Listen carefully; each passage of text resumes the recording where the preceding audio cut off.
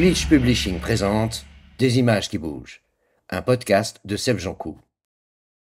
Salut les amis, bienvenue. Vous aimez les films, mais vous vous posez toujours la question, mais qu'est-ce qu'on regarde ce soir? Vous avez 50 plateformes, vous avez ce qu'on appelle l'embarras du choix. Moi, je viens vous aider à choisir quoi regarder grâce à une liste complètement folle que j'ai fait au fil des années, où je présente les 197 meilleurs films de l'histoire du cinéma. Et aujourd'hui, je vous présente 10 films classés de la place 129 à la place 120. Et comme d'habitude, je vais faire en sorte de vous faire deviner le titre de ces films au fur et à mesure, en vous donnant des petits indices pour que ce soit ludique en plus d'informatif. Donc à la place 129, il s'agit d'une production internationale, probablement anglo-saxonne en tout cas, qui est un film de science-fiction de 2017. C'est un film de plateforme, si mes souvenirs sont bons. Et il présente notre amie Noomi Rapace, qui était au fait de sa gloire à ce moment-là. Elle avait beaucoup de propositions de films. Ça vous dit quelque chose? C'est un film, c'est une dystopie. Ok, alors je vous donne la solution. Il s'agit de Seven Sisters, donc une dystopie qui se passe dans un futur pas si lointain que ça, où c'est la surpopulation sur Terre et où donc une politique extrêmement dure est mise en place contre les enfants multiples. Et Noomi Rapace joue 7 personnages, 7 sœurs. Effectivement, c'est la même actrice qui joue les 7 sœurs. Et ces 7 sœurs, dans le monde où le film commence, elles ont le droit de sortir chacune un jour, et elles portent donc chacune un jour de la semaine. Et malheureusement, lundi disparaît. Donc voilà, c'était Seven Sisters. C'est un film d'action, très sombre, et qui, moi, en 2017, m'avait beaucoup plu. Je l'avais trouvé singulier. Et Noomi Rapace, elle a une énergie et une physicalité très particulière qui fait que, moi, je suis client. Donc du coup, je vous conseille Seven Sisters, qui était à la place 129. Alors là, on passe du Coca Light, comme j'aime bien dire, à la place 128. Un film américain, un film qui pour moi est un classique du cinéma américain, mais un film d'une étrangeté totale par rapport à la filmographie de son réalisateur. En effet, ce réalisateur est célèbre dans le monde entier. Il vient de nous quitter il y a peu de temps pour justement avoir développé un cinéma de l'étrangeté. Et ce film est extrêmement normal. Il se passe dans la réalité, il raconte une histoire tout à fait, pas standard, pas du tout. Elle est très belle et très émouvante, cette histoire, mais une histoire réelle, on va dire, vécue par des vraies personnes. Et du coup, c'est un film de 1999. Alors, je vais vous donner le nom du réalisateur, vous allez essayer de trouver le nom du film. C'est un film de David Lynch. Alors, quel est le film le plus étrange dans la filmographie de David Lynch? Évidemment, c'est une histoire vraie, A Straight Story. Une histoire vraie qui raconte l'histoire de ce vieux monsieur qui est clairement dans les derniers moments de sa vie, qui décide de reparler à son frère à qui il ne parle pas depuis très longtemps, et qui, alors qu'il ne sait pas conduire, qu'il n'a pas le permis de conduire, et qu'il habite loin de chez son frère, bricole son petit tracteur de jardin, bricole une petite cabane dans une remorque et part à 5 ou 10 km/h dans un road movie au ralenti et fait de magnifiques rencontres. C'est un film sublime et je pense même que c'est peut-être un de mes films, en tout cas il est clairement dans le top 3 de mes films de David Lynch. Alors que je pense que pour quelqu'un qui voit le film sans connaître son réalisateur, il est extrêmement difficile de deviner que c'est du Lynch. Mais ça montre aussi, un peu comme tous ces grands peintres, comme par exemple Picasso, qui dans ses premières heures peignait des tableaux très classiques et réalistes. Et David Lynch est un grand réalisateur et il était capable de faire des films normaux entre guillemets. Donc c'était une histoire vraie, un film vraiment magnifique. Alors là, sortez les mouchoirs, hein, par contre, hein, c'est extrêmement émouvant. Tout est dans l'humain, tout est dans les sentiments profonds et subtils. Parfait pour remonter son estime de l'humanité, par exemple. Alors là, pareil, je change complètement de territoire. Pour la place 127, c'est un film américain aussi, alors qui est un immense classique, qui est même devenu un terme technique pour expliquer quel type de film les gens allaient faire quand les réalisateurs pitchent au studio leur projet de film. C'est un film de 1988, ça ne nous rajeunit pas, que j'ai eu la chance, moi, je crois, de voir au cinéma. En tout cas, c'est le souvenir que j'ai, avec un acteur magnifique à l'époque. Qui jouait ce monsieur tout le monde qui devient héroïque et qui est moi un mécanisme de personnage que j'aime beaucoup, que j'utilise là dans ma dernière série Cœur Galactique par exemple. Ça vous dit quelque chose, un film avec un type qui s'appelle John McClane, un film de Noël? Évidemment, je parle de Piège de cristal, qui en anglais s'appelle Die Hard et qui est devenu un standard du film d'action, un mec normal contre tout le monde qui retourne correctement la situation. Et Piège de cristal, du coup, c'est l'invention de ce concept de film. Ce flic de New York qui vient voir son ex-femme en Californie, à Los Angeles, pour essayer de se rabibocher, et qui va essayer de la sauver alors qu'elle est prise en otage dans un immeuble par des méchants terroristes allemands.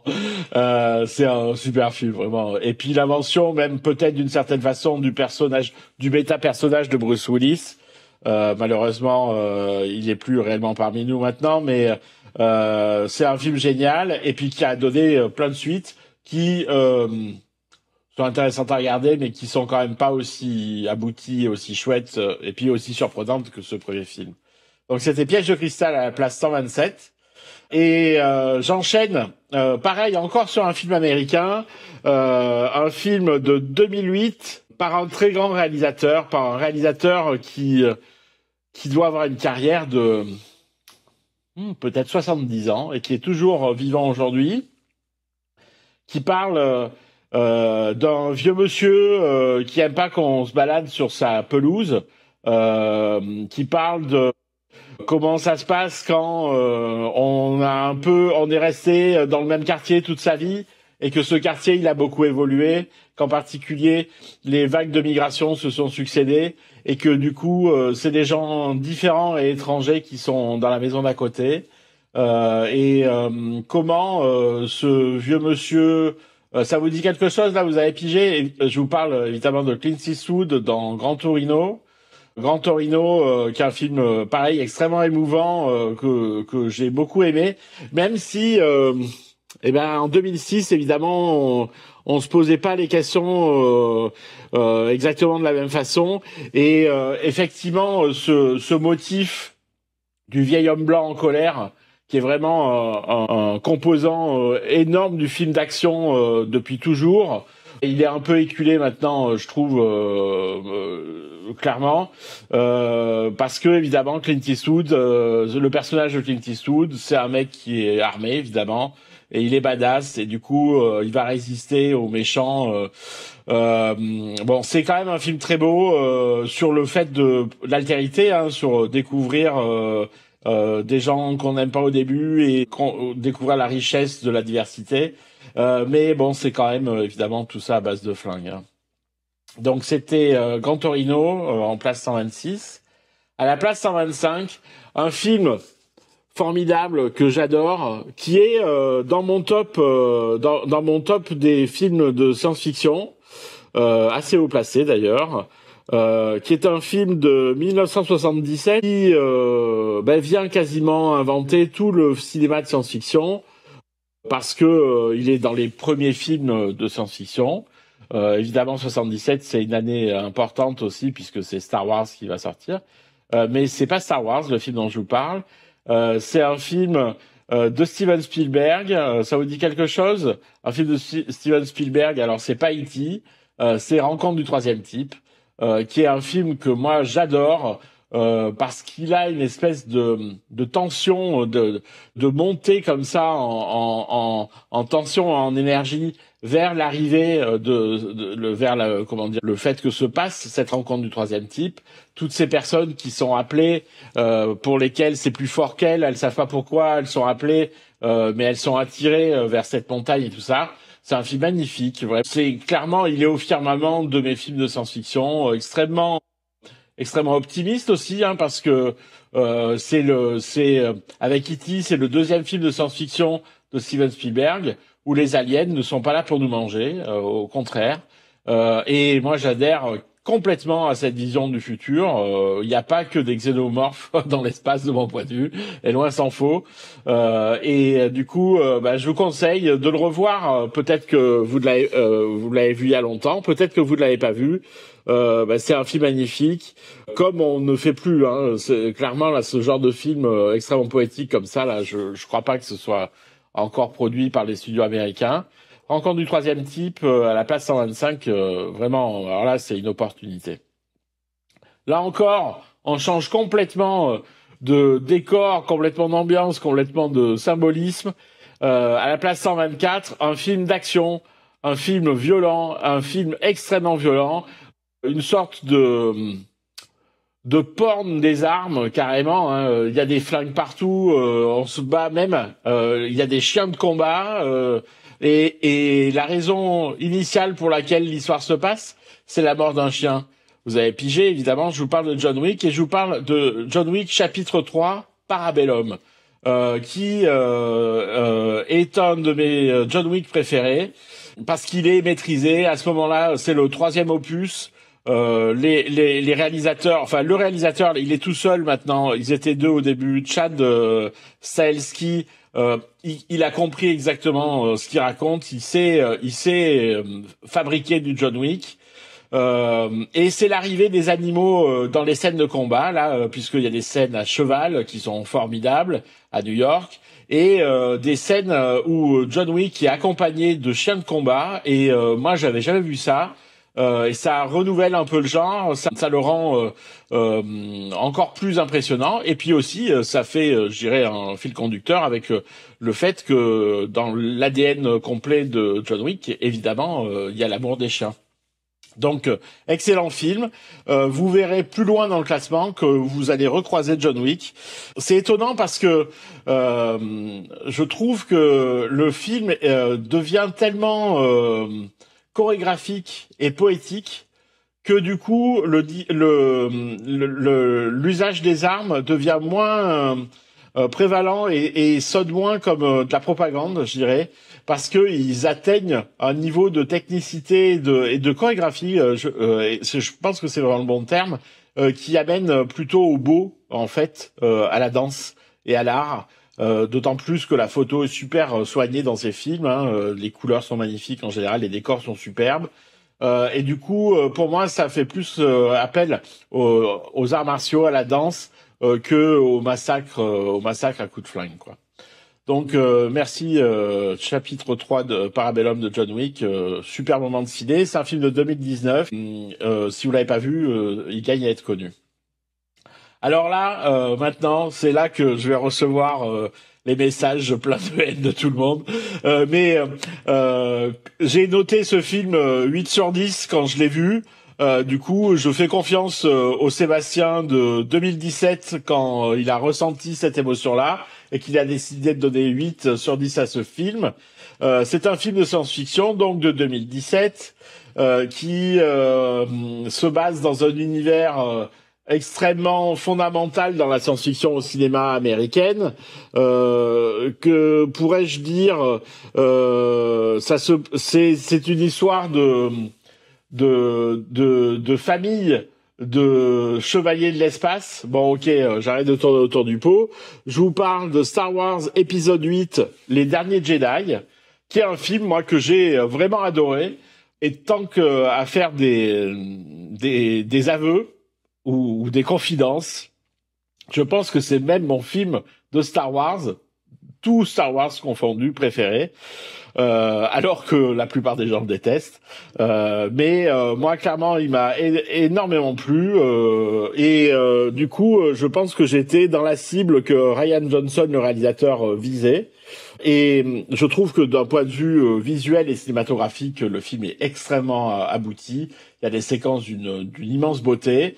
Et puis même, moi, ce personnage de Kylo Ren, je le trouve super. Tout le monde le trouve en carton, mais moi, je le trouve super. Ce mec torturé, violent, qui a du mal à se contenir, qui est divisé entre des pulsions et la sagesse. Moi, je trouve que c'est extrêmement intéressant, extrêmement humain, et que ça fait un bon méchant.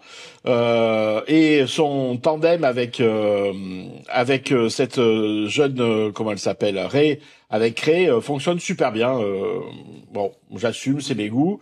J'aimerais bien être capable de faire un truc pareil au cinéma un jour dans ma vie. Je le souhaite à tout le monde d'ailleurs. Hein. Déjà, de réussir à faire un mauvais film, c'est déjà dur. Donc voilà. Donc du coup, Star Wars épisode 8, Les Derniers Jedi. Qui est à la place 123 et qui est en bonne place, je trouve. J'aime en particulier cette séquence sur ce lac salé là avec les traces rouges qui sont faites par les vaisseaux qui passent au-dessus. Moi, je trouve ça vraiment sublime. Donc, c'était Star Wars et on passe à un autre classique, alors vraiment très cher à mon cœur et à mon enfance. C'est un film de 1984.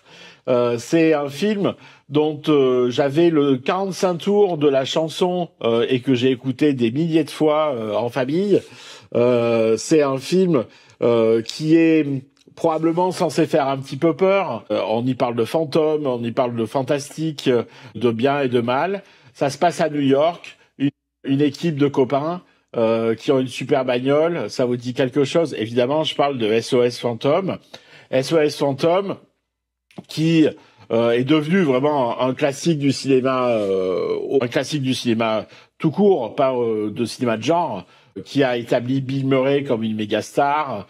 Et du coup, c'est à la fois rigolo et intéressant et fantastique. Et pareil, comme Piège de cristal, ça établit un standard après lequel les producteurs vont continuer à courir sans jamais réellement réussir à reproduire le miracle initial, mais qui permettent quand même de développer un univers qui reste attachant et intéressant. Mais clairement, la magie, l'alchimie du premier épisode ne sera jamais égalée de mon point de vue. Mais voilà, si vous l'avez pas vu ou si vous l'avez vu il y a très longtemps, c'est l'occasion de passer une super soirée joyeuse, rigolote, avec des super dialogues, des acteurs magnifiques. C'est vraiment, c'est la classe intégrale. Hein. Dan Aykroyd qui est génial et Sigourney Weaver qui est sublime et qui, du coup, je crois, commence sa carrière de personnage féminin principal de science-fiction. Peut-être que Alien précède, je saurais pas le dire. Bah, dites-le moi dans le commentaire. Par lequel elle commence, si elle commence par Alien ou par SOS Fantôme. Mais en gros, Sigourney Weaver va, dans les années 70, prendre des décisions importantes qui vont faire d'elle, je dirais, un des personnages féminins les plus importants de la science-fiction. Et c'est une grosse responsabilité qu'elle a pris. Et évidemment, elle a développé que des super personnages, pas caricaturaux du tout, solides, costauds, intelligents. Et du coup, je pense qu'elle a fait probablement du bien à la création des personnages féminins au cinéma, hein, clairement. Donc c'était SOS Fantôme. Et alors là maintenant, un film qui m'est vraiment très cher, qui a été, je trouve, maltraité par la critique, alors que c'est un film que je trouve, moi, d'une immense poésie, d'une subtilité magnifique et d'une puissance émotionnelle vraiment formidable. C'est un film de 2009, qui est un film qui se passe à New York, une ville qui m'est chère, et qui est évidemment un décor de cinéma formidable pour raconter des histoires. Et ça parle de l'histoire d'un petit gars qui a pas encore réussi à, comment dire, se révéler, ou qui a pas encore trouvé pourquoi il était bon dans la vie et sur quoi il pouvait bâtir son avenir. Ce monde, il est très particulier.